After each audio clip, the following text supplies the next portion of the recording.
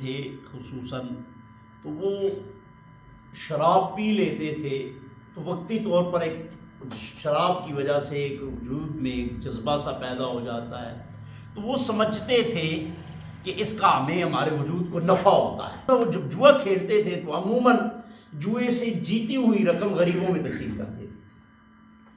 اس لیے سوال کیا کہ یہ رقم تو ہم جیتتے تو ہیں لیکن غریبوں کو دے دیتے، اور شراب سے بھی ہمارے وجود کو کچھ نہ کچھ اگرچہ ملتا نہیں ہے لیکن ان کا گمان یہ تھا کہ سکون ملتا ہے، ہمیں ہمارے وجود میں طاقت آ جاتی ہے۔ تو اللہ تبارک و تعالیٰ جل جلالہ نے پہلے ارشاد فرمایا کہ ان کو کہہ دو یہ بہت بڑا گناہ ہے، یہ بہت بڑا گناہ ہے، اور جو تم کہہ رہے ہو کہ منافع لوگوں کے لیے لوگوں کو پیسے دے دیتے ہو، تو اس منافع سے گناہ بہت بڑا ہے۔ دوسری آیت مبارکہ نازل ہوئی کہ نماز کے وقت نہ پیا کرو، اور تیسرا اسٹیپ یہ آیا کہ بالکل شراب جو ہو حرام کر۔ اب حرام ہو گئی تو گلیوں میں اس طرح مٹکے توڑ کے نہ انہوں نے